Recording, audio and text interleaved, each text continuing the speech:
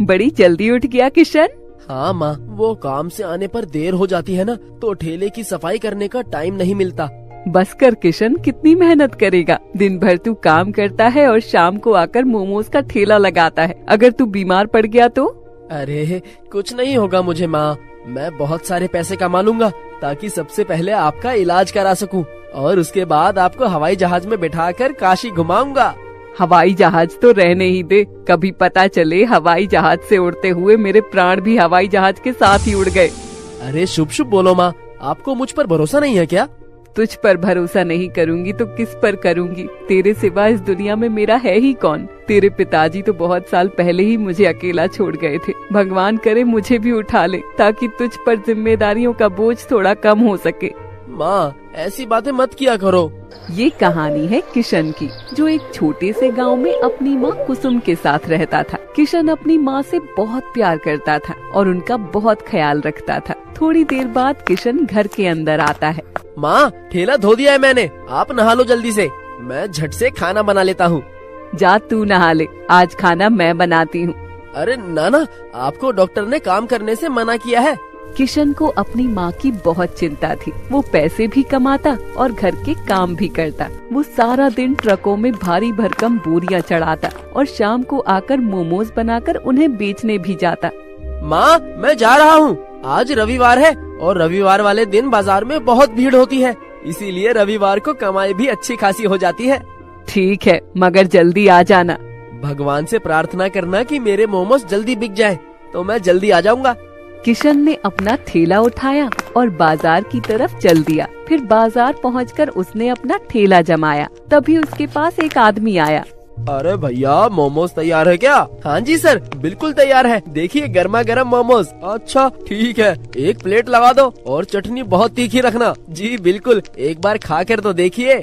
किशन उस ग्राहक को एक प्लेट मोमोज चटनी के साथ दे देता है और पहला मोमोज खाते ही ग्राहक बोलता है, अरे यार, तुमसे मैंने कहा था कि चटनी को फुल तीखी रखना। चटनी तो तीखी ही रखी है, तुम इसे तीखी कहते हो? इसे तो मेरा 5 साल का बच्चा यूं ही पी जाएगा। तीखी चटनी नहीं है तो बंद कर दो अपना ये ठेला। वो आदमी अपने बचे हुए मोमोज वहीं रखे कूड़ेदान में फेंक कर चला गया। इस बात से किशन बेचारा बहुत दुखी हुआ। थोड़ी ही देर बाद उसके पास एक औरत आई। भैया एक प्लेट मोमोज लगा देना और भैया चटनी फुल तीखी रखना, ठीक है? जी मैडम। किशन उस औरत को मोमोज की प्लेट देता है और वो औरत भी पहले मोमोज चटनी के साथ खाती है और कहती है, भैया मैंने आपसे कहा था ना चटनी फुल तीखी ही रखना, इससे अच्छा तो मैं कुछ और ही खा लेती। पर मैडम ये तो काफी तीखी बनाई है मैंने। अरे ये क्या खाक तीखी बनाई है आपने? आपके मोमोज तो ठीक हैं, लेकिन आपको चटनी बनाना नहीं आता। पहले आप चटनी बनाना सीखो, बाद में अपना ठेला लगाइएगा। इतना कहकर वो औरत अपनी प्लेट के सारे मोमोज कूड़ेदान में फेंककर वहाँ से चली जाती है। तभी किशन बोलता है, मैडम वो मेरे पैसे। किस बात के पैसे भाई? एक तो चटनी फीकी बनाई, ऊपर से पैसे मांग रहे हो। वो औरत भी किशन को सुनाकर वहाँ से चली गई। बहुत देर तक किशन ग्राहकों का इंतजार करता रहा, पर कोई भी उसके ठेले पर नहीं आया। उधर घर पर किशन की माँ कुसुम भगवान के आगे प्रार्थना कर रही होती है। लगता है आज भी किशन के मोमोज नहीं बिक रहे हैं, तभी तो वो आज अभी तक घर नहीं आया है। हे भगवान, कितनी जिम्मेदारियां हैं मेरे किशन पर। मेरे इलाज के लिए पैसे कमाते कमाते मेरा किशन खुद सूख गया है। भगवान या तो मुझे उठा ले या तो कोई चमत्कार कर दे। उधर बाजार में किशन अपने ठेले पर उदास बैठा था और सोच रहा था, ऐसे चलता रहा तो मेरा तो फायदा होने की जगह पर नुकसान हो जाएगा।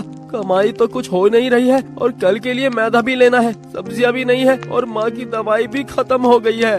किशन सोच ही रहा था, तभी उसके ठेले पर एक खूबसूरत सी लड़की आती है। हालांकि उसके कपड़े पुराने और बहुत मैले थे। सुनिए, मुझे बहुत तेज भूख लगी है, मैंने सुबह से कुछ नहीं खाया है, मुझे एक प्लेट मुमरिका दे दो। क्या मुमरिका? यहाँ कोई मुमरिका नहीं मिलती। झूठ बोल रहे हैं आप, ये रखे तो हैं इतने सारे। ओह अच्छा, ये तो मोमोज हैं। अच्छा, आपके यहाँ इसे मोमोज कहते हैं, जहाँ से मैं आई हूँ वहाँ इसे मुमरिका कहते हैं। अच्छा ठीक है, बताओ कितनी प्लेट चाहिए? खाने हैं ये पैक कर दूं? अरे नहीं नहीं, बस एक प्लेट यहीं खाऊंगी और मेरे पास पैसे नहीं है। अच्छा कोई बात नहीं, वैसे भी मुझे ये मोमोज फेंकने ही पड़ेंगे। कोई आ भी नहीं रहा आज तो। आपको जितने खाने हैं खा लेना। वैसे तो मैं कल से ये मोमोज बेचूंगा भी नहीं। सोना ने मोमोज की प्लेट जल्दी से अपने हाथ में ले ली और जैसे ही पहले मोमोज चटनी से लगाकर खाया तभी किशन बोला, पता नहीं क्या हुआ है कि ये चटनी तीखी नहीं है। मुझको सब यही बार बार सुनाए जा रहे हैं, लेकिन मैंने तो चटनी को पूरी तरह से तीखी रखा है। ना जाने लोगों को ये चटनी तीखी क्यों नहीं लग रही। मुझको तो बिल्कुल समझ नहीं आता। ना जाने ये बाकी दुकानदार लोग अपनी चटनी में तेजाब डालते हैं क्या। आप मुझे अपनी मार्ची दिखाएंगे क्या जो आप चटनी में डालते हैं?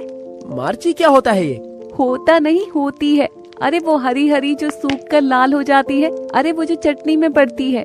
पता नहीं कहाँ से आई हो तुम। मोमोज को मुमरिका कहती हो और मिर्च को मार्ची कहती हो। खैर, और खाओगी? हाँ हाँ, दे दो एक प्लेट और। चटनी इतनी भी बुरी नहीं है। सोना भूखी थी, इसलिए वो 3-4 प्लेट मोमोज खा गई। और फिर कुछ देर बाद, अरे तुम्हें जाना नहीं है क्या? अपने घर जाओ। मेरा कोई घर नहीं है, मुझे अपना घर छोड़ना पड़ा और यहाँ पर मेरा कोई घर नहीं है। सोना किशन को अपने बारे में बताती है। मेरा नाम सोना है और मैं परीलोक से आई हूँ। मैं बड़ी हुई तभी परीलोक में एक शैतान घुस गया। उसने मुझे देखा तो जबरदस्ती मुझसे शादी करना चाहता था। इसके चलते मेरी माँ ने मुझे परीलोक से भागने के लिए कह दिया। और कोई परी एक बार परीलोक से बाहर आ जाती है, फिर वो परीलोक के अंदर नहीं जा सकती। क्या तुम एक परी हो? अरे धीरे बोलो, कोई सुन ना ले। लेकिन अब मेरे पास कोई जादुई शक्तियाँ नहीं है जिससे मैं तुम्हारी कोई इच्छा पूरी करूँगी। मेरी कोई इच्छा नहीं है। मैं तो एक परी से मिल लिया, यही मेरे लिए बहुत है। लेकिन अगर मैं तुम्हारी कोई मदद कर सकता हूँ तो बताओ। तुम एक बहुत अच्छे इंसान हो। तुम्हारी कोई इच्छा नहीं, बल्कि तुम मेरी मदद करना चाहते हो। अगर ऐसा ही है तो तुम मुझे रहने के लिए कोई ठिकाना दे दो। मेरे पास रहने के लिए कोई जगह नहीं है। जैसे ही मेरे रहने का बंदोबस्त हो जाएगा मैं चली जाऊंगी। ऐसा करो, तुम मेरे घर चलो और चिंता मत करो, मेरे घर मेरी माँ भी है। सोना किशन के साथ उसके घर चली गई। घर पहुंचकर अपनी माँ को सारी बात बताई। सोना किशन की माँ का स्वभाव देखकर बहुत खुश थी और उसी रात सोना चुपचाप उठी और जाकर उसने जादू से किशन के आंगन में मिर्च का एक पेड़ लगा दिया। देखते ही देखते उसमें तीखी और चमकदार लाल मिर्च निकल आई। फिर वो कुसुम के पास गई और प्यार से उसके माथे पर हाथ रखकर वहाँ से चली गई। फिर सुबह के वक्त, अरे ये क्या, मैं तो बिल्कुल ठीक हूँ। ना कोई दर्द है, ना कोई कमजोरी महसूस हो रही है। सच में क्या? हाँ बेटा, ऐसा लगता है जैसे कोई जादू है। और वहाँ देख, आंगन में ये मिर्च का बड़ा सा पेड़ कहाँ से आया? माँ, हो ना हो ये सब कुछ सोना ने ही किया है। हाँ, ये सब सोना की ही कृपा है। जाकर सोना को ढूंढ कर लेकर आ। किशन सोना को हर जगह ढूंढता है, लेकिन सोना उसे कहीं नहीं मिलती। फिर वो समझ जाता है कि ये सब भगवान की कृपा से हुआ है। और फिर दूसरे दिन से किशन इस लाल मिर्च से मोमोज की लाल चटनी बनाता और मोमोज बनाकर बेचने गया तो ग्राहकों ने बहुत तारीफ की। मजा आ गया। क्या तीखी चटनी है। सही कह रहे हो भैया, इतनी स्वादिष्ट चटनी तो आज तक नहीं खाई मैंने। भैया एक काम करो, मुझे 3 प्लेट पैक भी कर दो।